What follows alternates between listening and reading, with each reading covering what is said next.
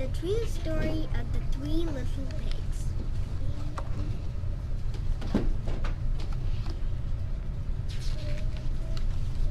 Everybody knows the story of the three little pigs, or at least they think they do.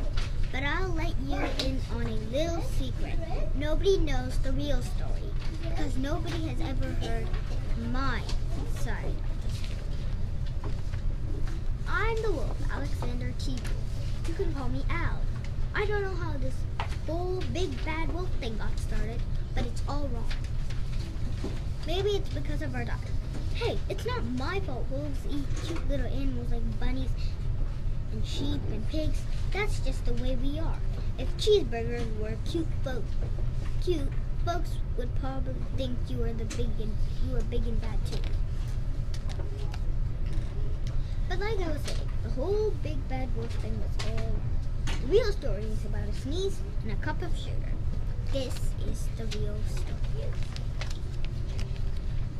Way back and once upon a time, I was making a birthday cake for my dear old granny. I had a terrible sneezing cold. I ran out of sugar.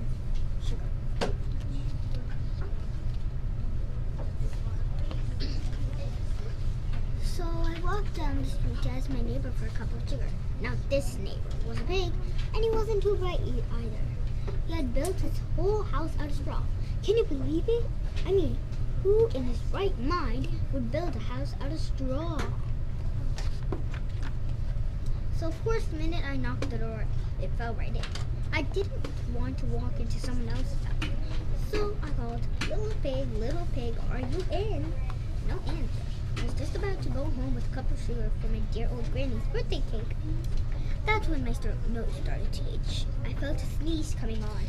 Well, I huffed and I snuffed. And I sneezed a great sneeze. And you know what? That whole darn straw house fell down. And right in the middle of the house of straw, there was the first little pig, dead as a doornail. He'd been home the whole time. It seemed like a shame to leave a perfectly good ham dinner lying there in the straw, so I ate it up. Think of it as a big cheeseburger just lying there.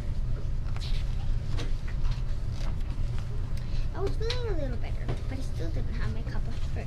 So I went to the next neighbor's house. This neighbor was the first little pig's brother. He was a little smarter, but not much. He had built his house out of sticks. I rang the doorbell in the stick house. And the answer, I called, Mr. Pig, are you in? He yelled back, go away, wolf, you can't come in. I'm shaving the hairs on my chin. I had just grabbed the doorknob when I felt another sneeze coming on.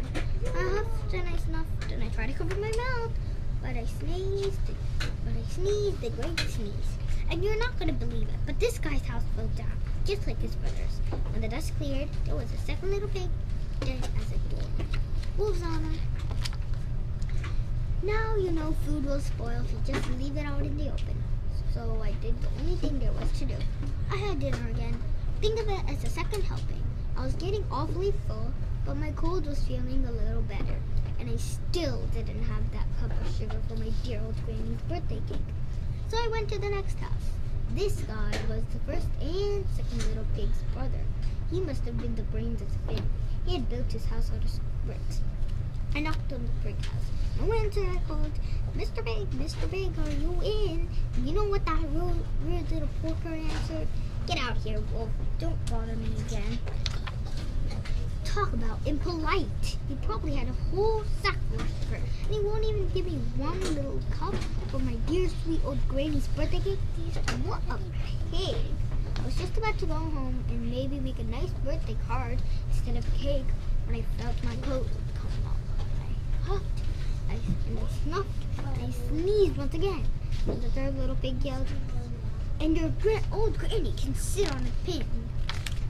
Now, I'm usually a pretty calm fellow, but when somebody talks about my granny like that, I go a little crazy. When the cops drove up, of course, I was trying to break down this pig's door.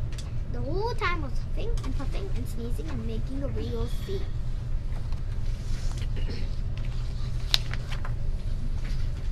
rest, as they say, is history. The news reporters found out about the toothpaste I had for dinner. They figured a sick guy going to borrow a cup of sugar didn't sound very exciting. So they jazzed up the story with all of that puff and puff, puff and blow your house down. They made me the big bad. That's it. That's the real story. I was afraid. But maybe you could loan me a cup of sugar.